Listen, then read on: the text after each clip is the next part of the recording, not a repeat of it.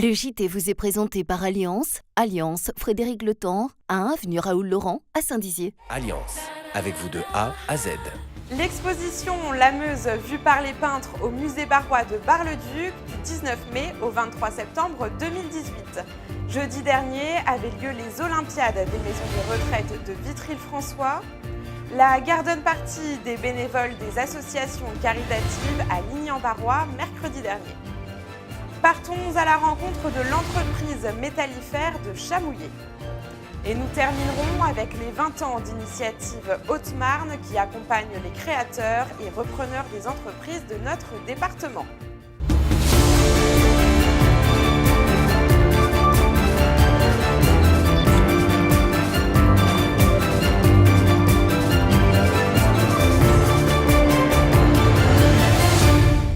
Bonjour à tous, nous sommes le samedi 2 juin, je suis ravie de vous retrouver pour cette nouvelle édition du JT de Puissance Télévision. Du 10 mai au 23 septembre 2018, le musée barrois à Bar-le-Duc vous ouvre ses portes pour l'exposition La Meuse vue par les peintres. En effet, le département a su attirer des artistes du 19e et du 20e siècle, séduits par ses paysages, sa campagne et ses villes chargées d'histoire. Un reportage signé Manon de Fontis et Pierre Collin. Du 19 au 23 septembre, le musée barrois accueille les œuvres d'artistes de la région meusienne. Leurs tableaux et gravures dépeignent la vie, l'architecture et les paysages de la Meuse. Pour venir les admirer, le musée est ouvert au public du mercredi au dimanche de 14h à 18h. Alors cette exposition s'intitule La Meuse vue par les peintres et dans le titre on a un petit peu tout dit. L'idée de cette exposition c'était de montrer comment les artistes, peintres, graveurs, dessinateurs, aquarellistes ont montré la Meuse au fil des siècles et principalement au 19e et 20e siècle. Donc c'est ce que nous montrons dans l'exposition avec 3 grandes thématiques, la ville et la campagne, les activités économiques et la vie quotidienne. Et enfin, nous terminons avec l'histoire et le patrimoine de la Meuse. Le musée propose également la visite guidée, seulement le dimanche à 16h et pendant l'été jusqu'au 23 septembre. Alors il y a quelques grands noms qui restent locaux, qui sont quand même connus de façon nationale, voire internationale, tels que Jules Bastien-Lepage. Nous avons 5 tableaux de Jules Bastien-Lepage et un autre peintre très intéressant dont on voit un exemple derrière moi, qui est Alfred Renaudin, dont on expose une dizaine d'œuvres. On peut aussi trouver des gravures de Victor Prouvé, autre grand nom lorrain. Et puis, il y a aussi des artistes un petit peu plus confidentiels, moins connus du grand public, mais qui ont marqué leur temps malgré tout, comme François Bonhomé ou Paul Licourt, par exemple. Et puis, des artistes vraiment presque amateurs, mais qui ont su saisir leur environnement, leur ville, la campagne qui les environnait, aussi bien que les grands. Le livre de l'exposition est aussi disponible à l'achat dans la boutique du musée. Il est affiché au tarif de 25 €.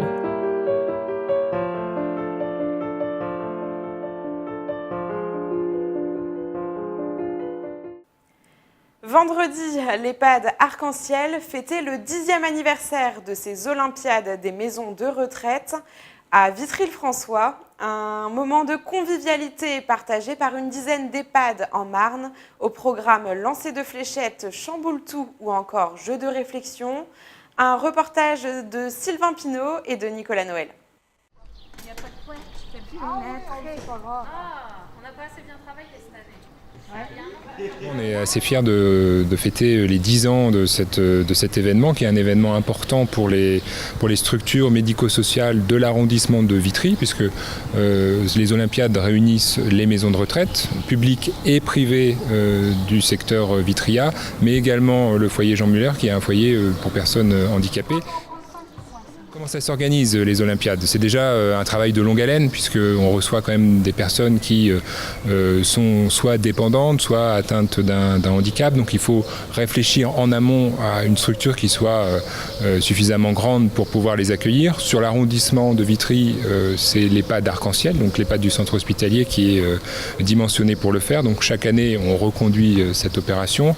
Et ensuite, il y a tout l'accueil, je dirais, physique, c'est-à-dire comment on organise l'arrivée des résidents ou des pensionnaires des foyers jusqu'à notre structure. Et là, sur ce sujet, on s'appuie beaucoup sur les ressources internes des établissements, donc notamment en termes de véhicules, mais aussi en termes d'accompagnants. Ce qui veut dire pouvoir se synchroniser longtemps en avance. Et c'est donc souvent aux alentours du printemps que les choses se calent définitivement. La date des Olympiades est arrêtée en général d'une année sur l'autre pour permettre à chaque structure d'anticiper au mieux cet événement qui est quand même un événement majeur. C'est aussi un temps important pour les personnels, puisqu'on est parfois dans des métiers qui sont durs au quotidien. Et ces temps d'échange, de convivialité, de partage, de plaisir entre les résidents et les personnels sont très importants, d'autant que le soleil est là, donc ça facilite aussi grandement la réalisation des multiples activités qui sont proposées. La remise des trophées a lieu en milieu d'après-midi, puis en fin de journée, tous les participants repartent avec une médaille. Très bonne journée, très bon jeu à notre niveau, mais très bon jeu. En plus de ça, on est gâtés, on a le soleil. À part personnellement, c'est la 3e fois. On a des personnes, c'est la 5, 6, 7e fois qu'elles reviennent. Et on reviendra chaque année. Elles sont toutes tombées. À chaque printemps, le jardin Culture en herbe de Ligny-en-Barrois accueille plus de 60 bénévoles des associations caritatives du territoire pour fédérer, échanger et combattre la précarité. À cette occasion, la charte de la coordination des associations caritatives a été signée. Des images de Sylvain Pinault et de Nicolas Noël. Ce mercredi 30 mai, à 11h, sur le site des jardins Culture en herbe de Ligny-en-Barrois, s'est déroulée la garden party des bénévoles. Aujourd'hui, c'est la signature de la charte de coordination des associations caritatives, les associations qui interviennent sur le territoire de l'agglomération de Meuse-Grand Sud. Donc cette signature vient conforter un fonctionnement qui existe depuis plusieurs années, où on coordonne, on anime ensemble avec les associations l'aide sociale, mais aussi des actions qu'on peut mener sur le territoire. Le jardin Culture en herbe accueillait plus de 60 bénévoles des associations caritatives du territoire.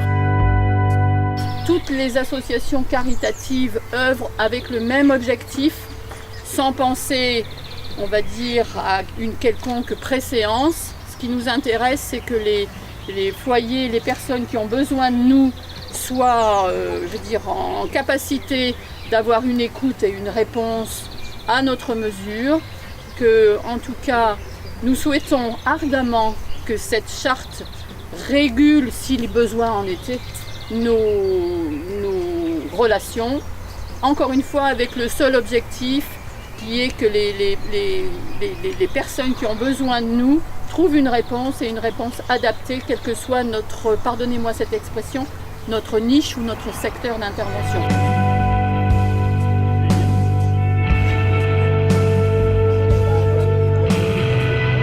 Les Restos du Cœur, les Secours catholiques, Saint-Vincent-de-Paul, la Croix-Rouge, les Secours populaires et le Centre intercommunal d'action sociale étaient tous présents cette année.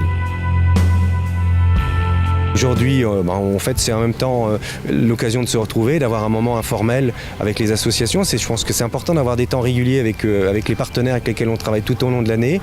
Et c'est aussi dans ces temps informels que finalement on construit et où la qualité d'une collaboration ou aussi que peuvent naître des idées d'action.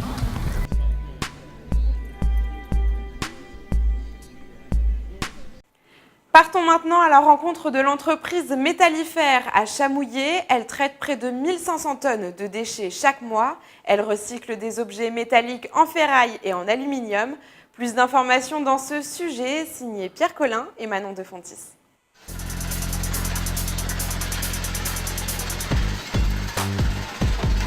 L'entreprise Métallifère est une société créée par Michel Massard et basée à Chamouillé depuis l'année 2000. Elle est spécialisée dans le recyclage de déchets industriels.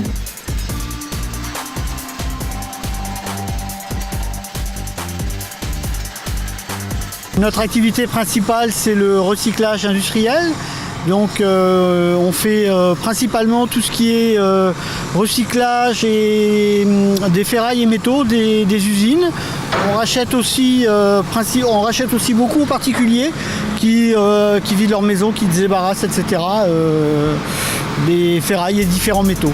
Cette entreprise reçoit dans ses locaux plus de 1500 tonnes de déchets par mois, issus de la collecte des entreprises et des particuliers, afin de donner une seconde vie à leurs déchets. On recycle principalement tout ce qui est ferraille, donc les ferrailles courantes que tout le monde peut avoir dans son jardin. Les ferrailles aussi, beaucoup de ferrailles industrielles des entreprises. On fait aussi la fonte, on travaille aussi l'inox. Et puis tous les différents produits, métaux non ferreux, tout ce qui est cuivre, laiton, zinc, plomb, etc., etc., etc. Après avoir été traités, tous les produits seront ensuite refondus pour être retraités et réutilisés dans d'autres entreprises de la région, telles que la fonderie de Bayard ou dans d'autres entreprises européennes.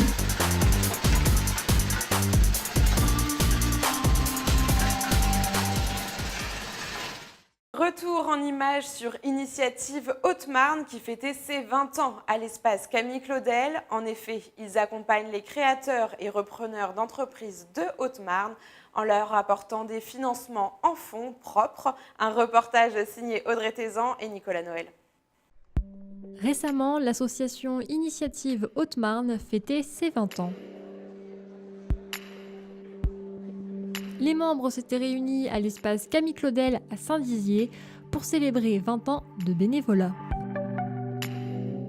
Alors, Initiative Haute-Marne, c'est une association de prêt d'honneur, c'est-à-dire que nous prêtons des fonds aux créateurs, aux repreneurs d'entreprises, sur présentation d'un dossier bien sûr, après passage devant un comité d'agrément qui valide ou pas le projet, qui finance ou pas. Tout au long de la soirée, des entrepreneurs ayant bénéficié de l'aide de l'association ont témoigné afin de transmettre leurs conseils et partager leur expérience.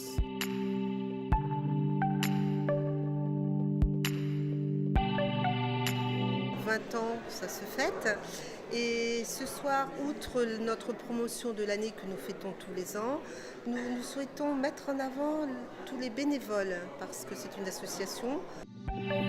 Un lauréat s'est vu remettre un chèque de 1 000 € de la part de la Banque Populaire afin de l'aider au mieux dans le projet de création d'entreprise. Et c'est la fin de ce journal. Merci à vous de l'avoir suivi. Un merci tout particulier aux équipes de Puissance Télévisions qui participent pleinement à l'élaboration de ce JT. Prochain rendez-vous avec l'actualité lundi dans l'essentiel de l'info, présenté par Nicolas Noël. Quant à moi, je vous retrouve samedi prochain pour une nouvelle édition de ce JT. Très bon week-end à tous.